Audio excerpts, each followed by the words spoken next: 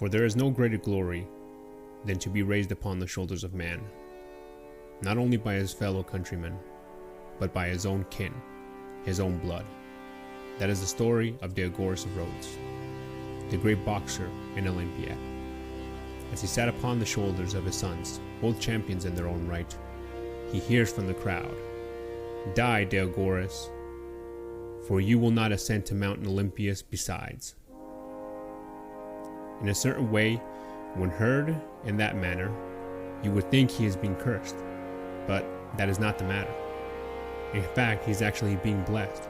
He is being told that he does not need to become any more of a legend, nay, a god, to be recognized of where he currently is now.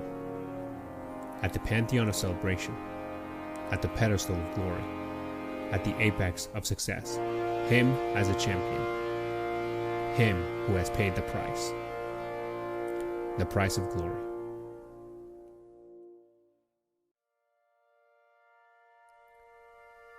So a lot of things I still have a little bit difficulty understanding when people still talk about the immigration process, especially with the current situation, is people tend to forget that anybody who crosses over here, anybody who comes to this country, is giving up a lot.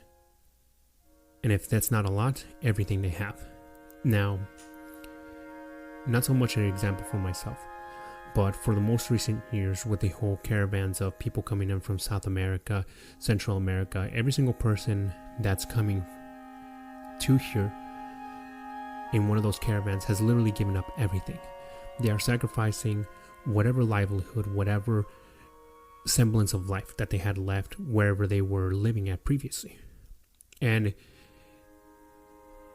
anybody who truly understands giving up something to be able to make it here in what's promised as the land of milk and honey, the last place to be able to make it the only place, the end all be all location to be able to be successful,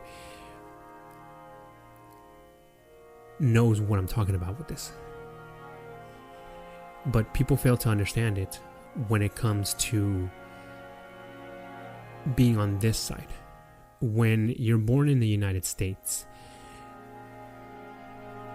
this is a personal thought. When I think you're born in the United States, is you feel and you are a little bit sheltered, especially depending on what region you actually grow up in. Depending on how much you're exposed to the general public, to outside cultures and to outside entities, is going to shape a lot of what you feel, a lot of how you think, a lot of how you react, and a lot of way that you interact with everybody else outside of your culture. Like I mentioned in episode 1, it doesn't matter where you go in this country. You can go down south, east, west, north, and there's going to be small pods of communities, but you're still going to be exposed to community. Maybe not so as much as would be ideal to have an understanding, but at least you're still exposed in a certain way. But even though you're exposed, people still choose to be ignorant. People still choose to kind of ignore the fact.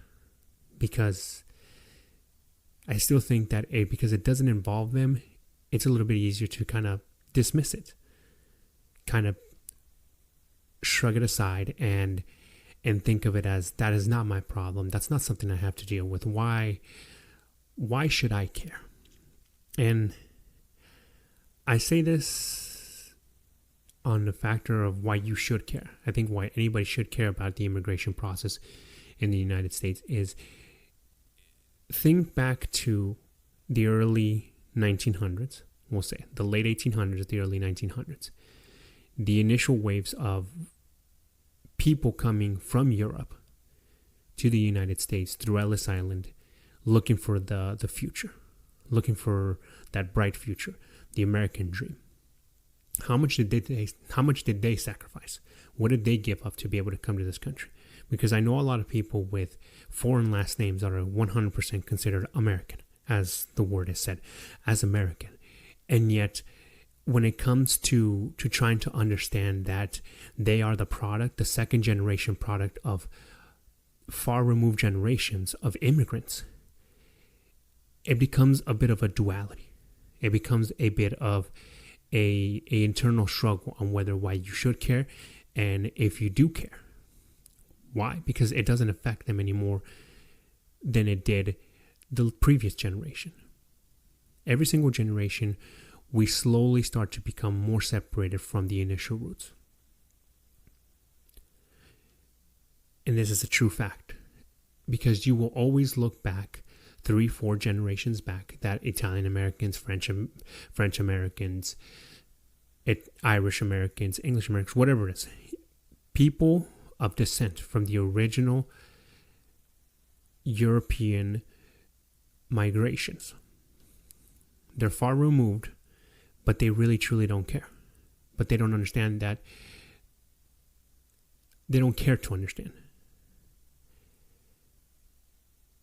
It's easy to bring up the fact that, and I'm quoting it like this, I'm proud to be of Italian descent. I'm proud to be of European descent, to be of Irish descent, to be of German descent. Just like my ancestors, because my ancestors came here through Ellis Island. They came here looking for a new dream. They came here looking for a place to be able to feel accepted and to be welcomed with open arms, to be able to have what they didn't have in the old country. Unquote. But if you ask them to look at it in the same window with everybody that is currently coming to the country right now, it's a little bit more deaf. It's a little bit more of a gray, like, well, why should I care? I'm an American. Why should I care? I'm already here. That pride goes out the window. That whole acceptance of my family were immigrants sometimes goes out the window. And I'm not trying to put anybody here on blast. I'm not trying to call out anybody. But it's a very convenient factor. It's a very convenient thing when it comes to the comparison of how immigration is an issue when it affects you directly. But it's a nuisance and a problem when it doesn't involve you. Even here, even the people that have crossed illegally, that are still living here illegally, whether it have been within the last 5 to 10 years or as far back as when I crossed in 1999, people are still sacrificing. People are still putting out as much as they can. And they will never receive any of that payback for what they've invested in this country, for the American dream, for the realization of glory. And I say that because I still remember to this day, and I'm quite 100% sure to this day, my dad has paid his taxes to the United States up until this day.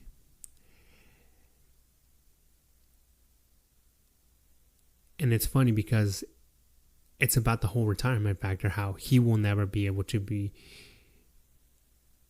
claim that retirement fund unless he becomes legal. And it's a difficult process. It's a difficult thing to think of.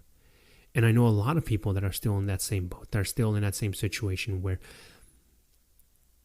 due to circumstances, due to changing legislation, due to the lack of actual support for the current people that have been here without fault.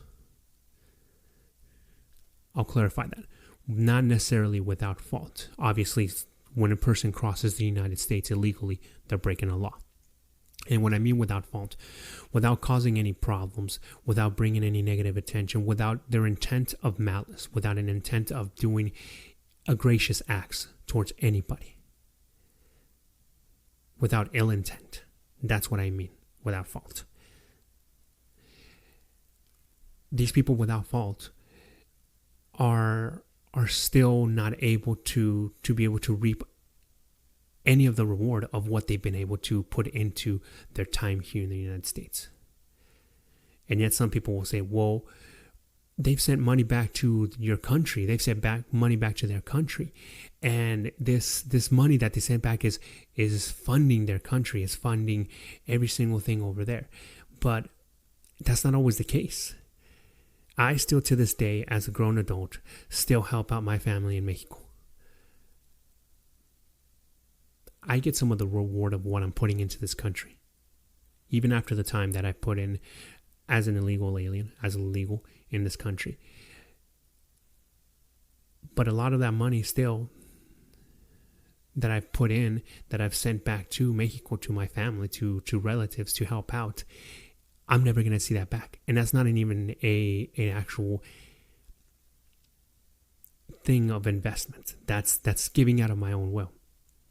Just like my mother does, just like my uncle does, just like I'm pretty sure a lot of families do. And it's difficult to understand that. It's difficult to kind of come into grasp that that's a part of the sacrifice that people will never get back.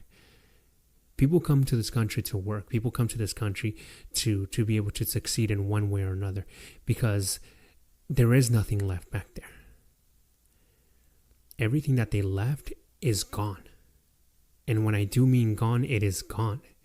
It has either been seized by whatever entity now takes control, whatever organization, whatever group is there. And they will never receive it back. Whatever remaining family is there, their situation isn't any better than the one here. Because 90% of the time that a lot of people do spend here, they spend it working. They spend it working to be able to continue feeding and helping out their families back in their countries, back in these locations. Now, hearing that and listening to all that, you kind of able to have a little bit more of an idea of what it means to sacrifice, right? How it is that you're still paying a price and you're still trying to get there without any true understanding of whether you'll be able to succeed. But you're still here. You're still making it succeed. Now, let's move it a little bit laterally. We're talking about the immigration process. The people that are here legally, and I will speak for myself. At this point, not only are you representing yourself now, you're representing two different cultures, two different backgrounds, and sometimes you're forced to choose. This is a bit of a duality between nationalism and patriot. Nationally recognizing yourself as a citizen of the United States of America, as an American, versus identifying as a Mexican, as Mexicano. The day-to-day sacrifice with that is very difficult because, as I've mentioned before, even though I am a U.S. citizen, I am a national of the United States, I still consider myself illegal due to many factors. But because I still feel like I don't belong in this country. And I don't think I ever will. Because I'm still always having to be able to make that decision about sacrificing, whether giving up my nationality as a Mexican to be able to attain my nationality as an American citizen deprived me of a patriotism to be able to be Mexican. Because sometimes people in the same situation as me are looked at as traitors towards their country, towards their patriotism, because they chose the nationality of the United States. And when I mean nationality is that you have to be able, you can be a dual citizen, but choosing to be a citizen of the United States gives you a bad rep in certain circles with certain people in certain cultures. In my culture in particular, as a Hispanic, I have had to deal with that. Sometimes with my own personal family as jokes, but even with other individuals who are of my same culture. And it's a difficult conversation to kind of keep having with them because you'll always have to kind of be proving yourself to them. Be proving yourself that you are Mexican enough, that you are ethnic enough. I'll just say it like that because it's going to cover it all.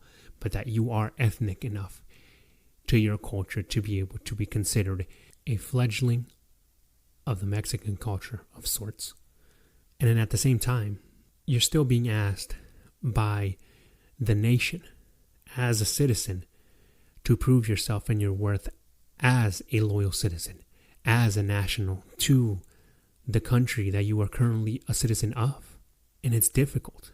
Some people choose to go in head first and then jump back out for air to be able to prove that they are nationalist. People will dive in head first to be able to prove this, that they are worthy of being citizens, giving up culture, giving up aspects, giving up a lot of things to be able to be considered within that circle a person of nationality, a citizen of the country. And after doing all that, they'll hit bottom. And I'm using this analogy because at a certain point, once you hit bottom in any body of water, and this is speaking on this body of water being the nationalist, being a national, once you hit this body of water, you have to jump back for air. And when you submerge yourself to that deep end and you have to shoot yourself back out to be able to grasp air, to kind of look back at everything, at the required necessity to proving of what it is to be a national, you tend to realize, wow, I sunk myself that deep to be able to prove that I am. And I have to consistently keep going back down there and jumping back up for air to be able to continuously keep proving that I am a national, that I am worthy to be a citizen. And in the same way, having to jump back up for air, you look at that whole factor of your patriotism, a certain loyalty to your culture, a certain loyalty to the background that you became or that you gave up. Now, the other people in this situation is the ones that dive in feet first because they're able to make that decision a little bit quicker. And when I mean quicker, the realization that sometimes this route down in this body of water, sinking, at a certain point, they're going to run out of air and they're able to just shoot back up to be able to maintain themselves in that patriotic factor is an early realization that the people that dive in head first realize a little too late. So with the final situation with this, how all of this comes together is the sacrifice of what you're willing to give up to be able to consider a national, a citizen, a person in the United States, a true American, versus what you are willing to recover, to be able to receive out of sacrificing what is your culture, what is your background, what is your own set of beliefs, to be able to be considered a national, an American, a citizen of these United States.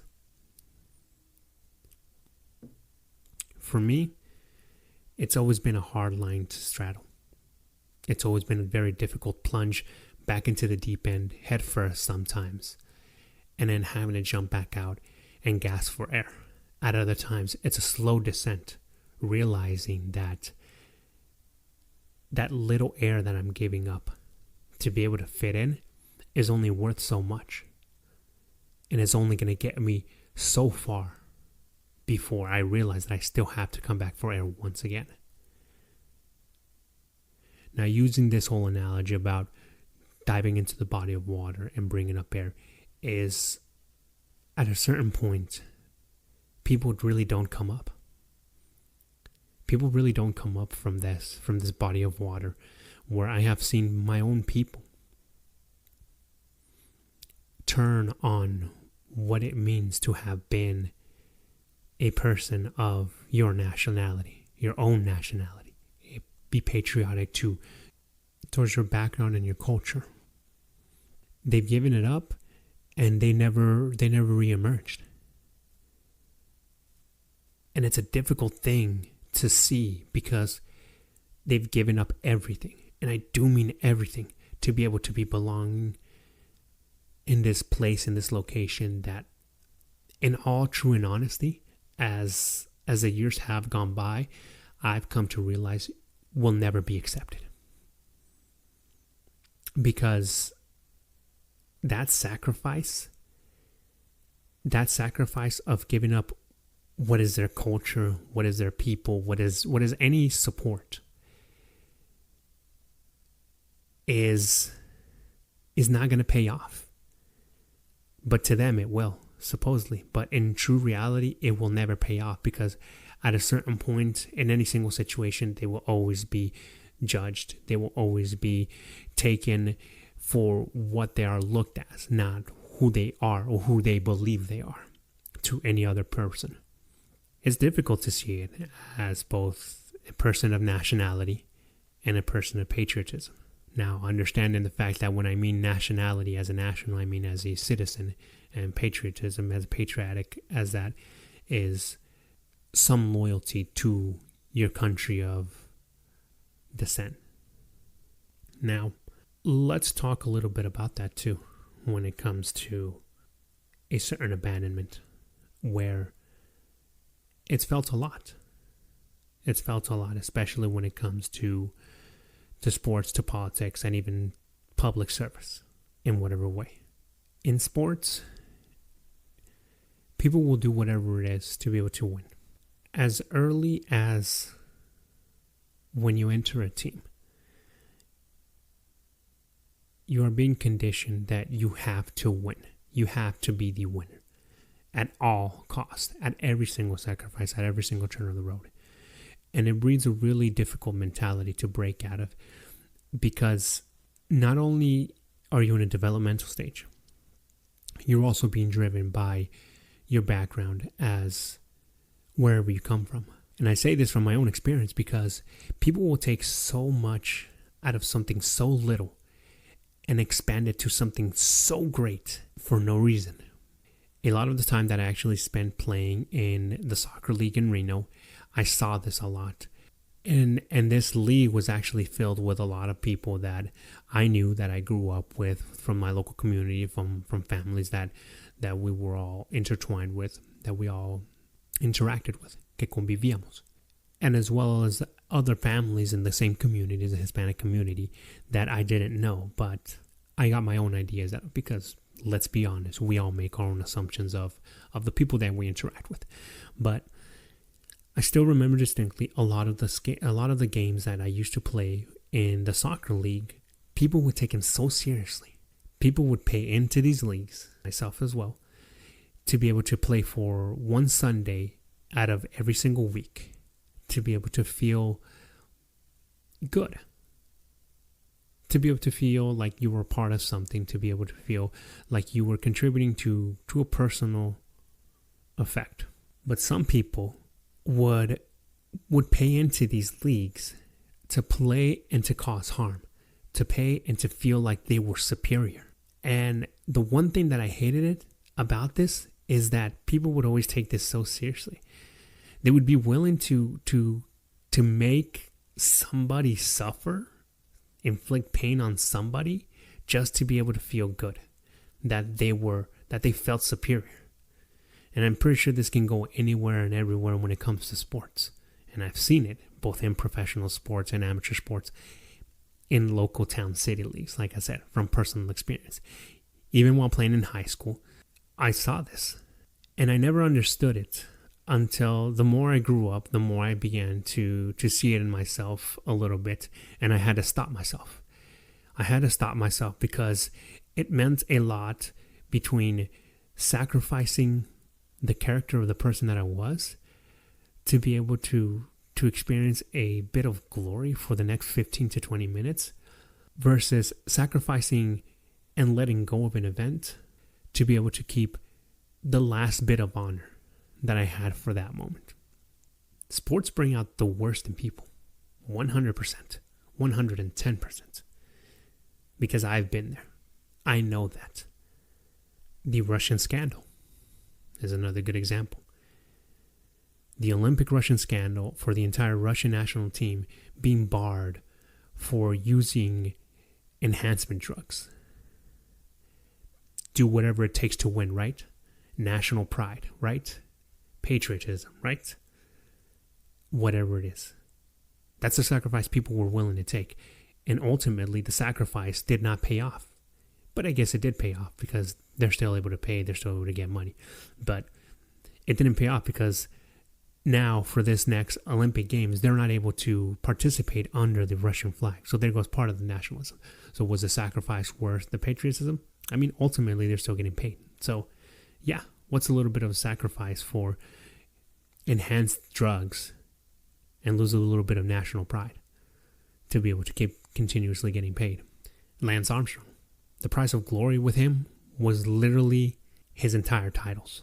Him openly admitting to it and feeling regret after the fact, it doesn't make sense to a lot of people.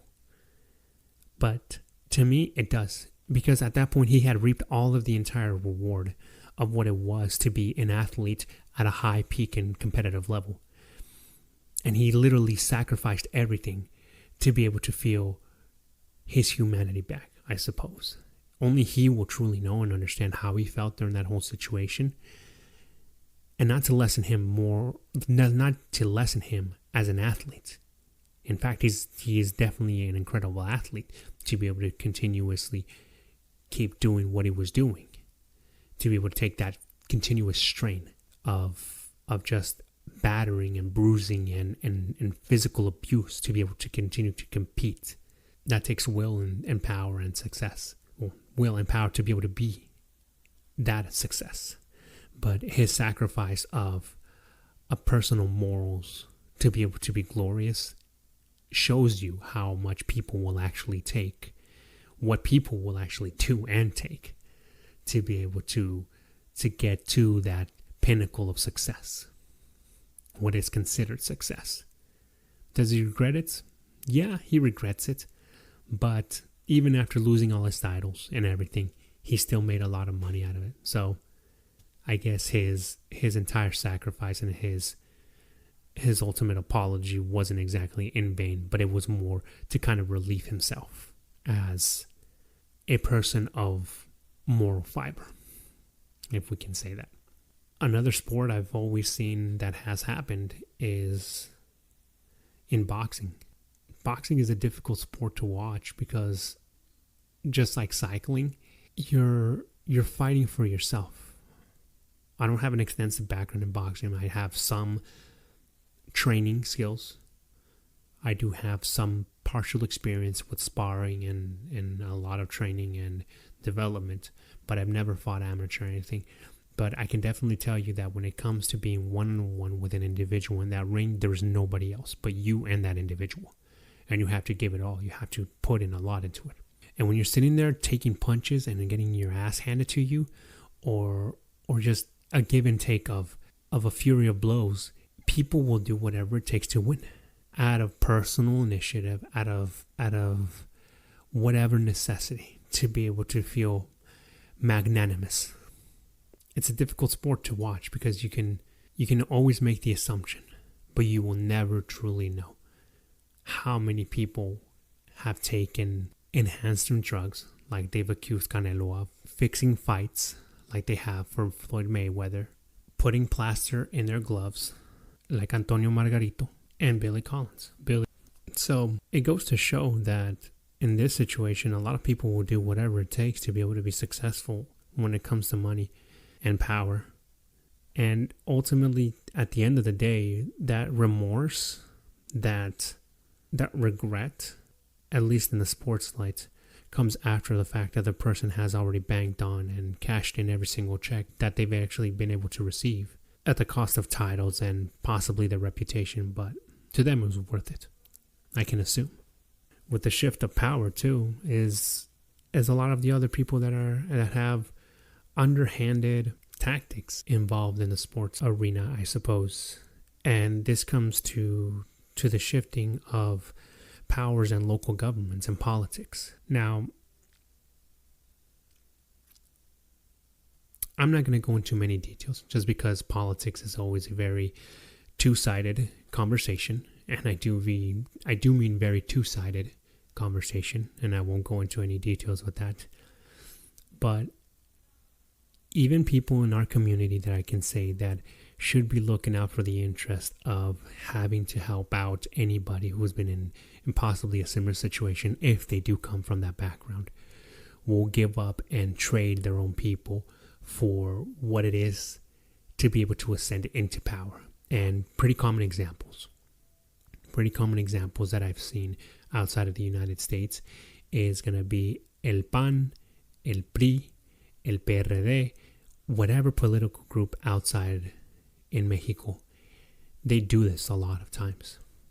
And this ties back into the community because a lot of people will literally sell 100% their vote to any of one of these individual parties running for office every 6 years, every 4 years, to the congressional office or senatorial office, whichever one it is, and to the presidency every 6 years, they will sell their seat, they will sell their vote for this individual trying to buy into the seat for something as minute, as minuscule as a torta. And when I mean a torta, I literally mean a sandwich.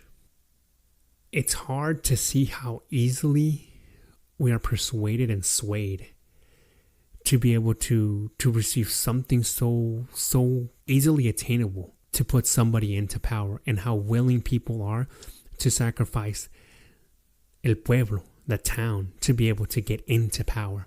Because ultimately at the very end of this, at the run of all of this whole situation, where I've seen it mainly in Mexico, mainly in Mexico, and like I said, I won't get into any details in the United States, that people will literally sell out their entire country to be able to get into power.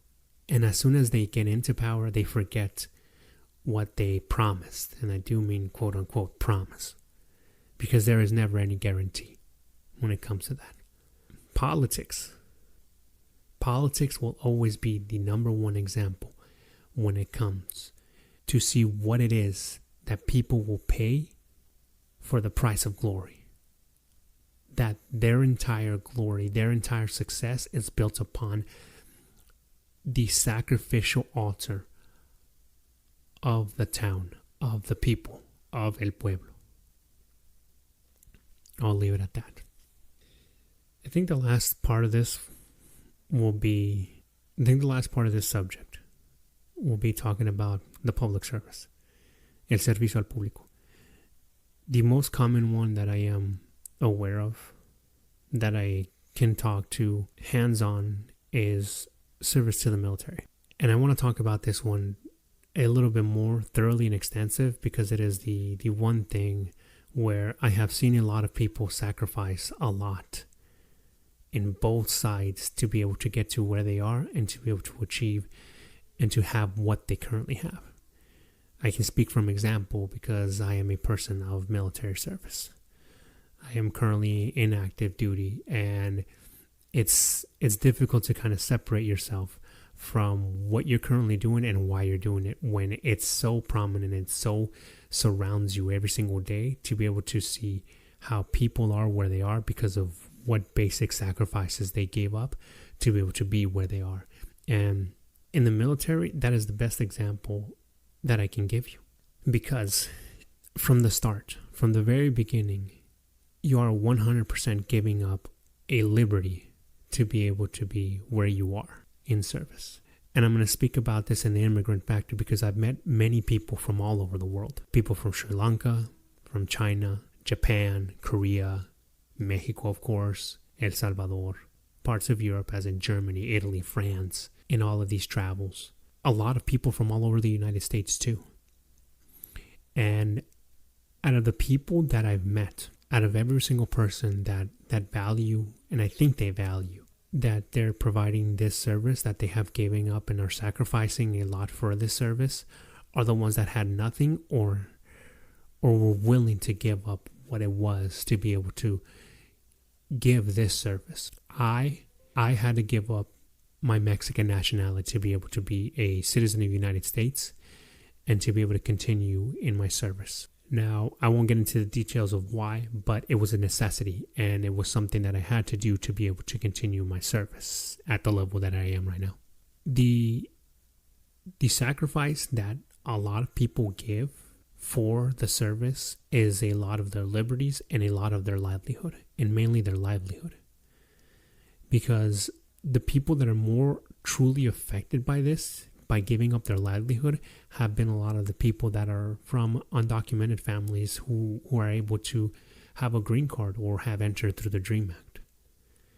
People from underprivileged communities, whether they're black, they're white, they're Asian, they're Middle Eastern, they're European, whatever the certs, but they are from lower income communities. They join in for the opportunity to be able to be receiving a paycheck, to receive an education, to be able to receive some formal training outside of college that they would not have been able to receive.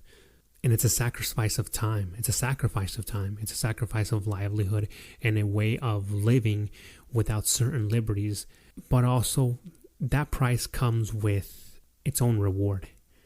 And its own reward for the people that are truly aware of what it was that their sacrifice is that they have the experience of being given these things in a better situation and in a better condition than a lot of other people do not. Now, like in anywhere and anything, people will always complain. People will always be ungrateful, or people will just not outright find whatever they are receiving in return as a worthy exchange. But that's the thing about service to the public, is that you are giving up certain things to be able to give back to the public. You are giving up a certain livelihood, your livelihood, to be able to receive something in return back from the public. Because everything that we are given is funded by the public, by taxes, by revenue, by all sorts of these things given back to us. Now, to me, in my personal example, this sacrifice is worth it. Because a lot of the things that I have done, a lot of what I am able to achieve, even being here, being able to talk like this, has been given to me by the sacrifice that I have been given, that I have been giving to the military. Some people seek this sacrifice for a chance at glory. Some people seek this sacrifice as a paycheck, as a way to be able to receive a meal, to receive the education that they never had, to be able to receive the education that they knew they would never be able to afford.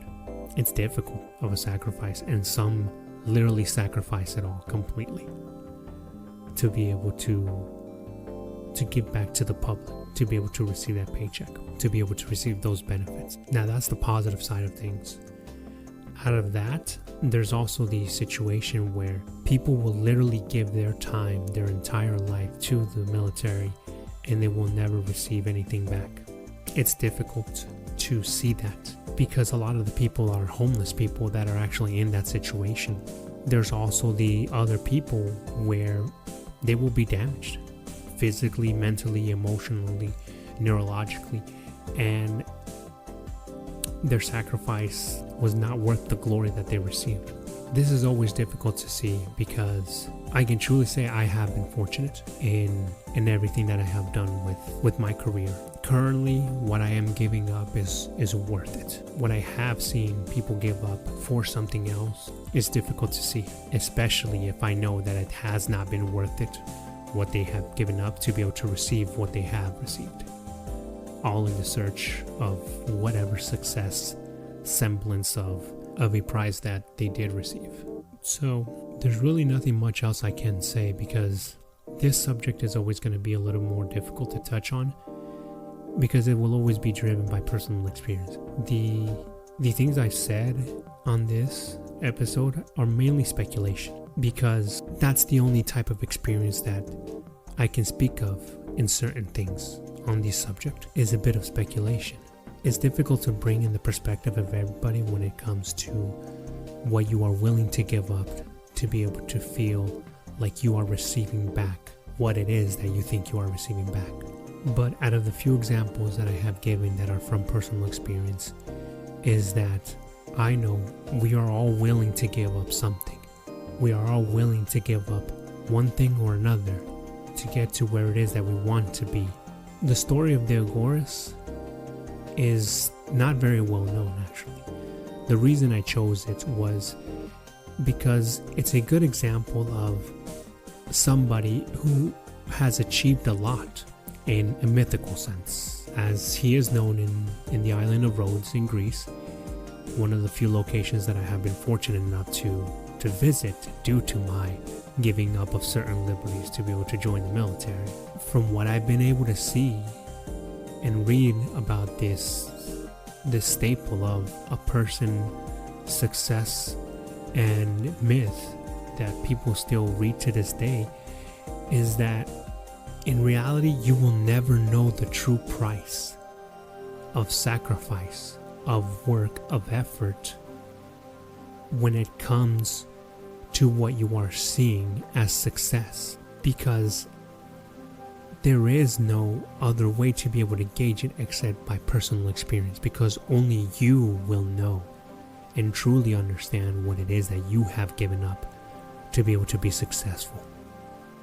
But when it comes to being successful and knowing that you have been fulfilled, that you feel fulfilled, that you feel well and grandiose in a personal sense towards what you're doing, for what you are doing it for, then that right there is what it means to be successful. So I'll leave it with this.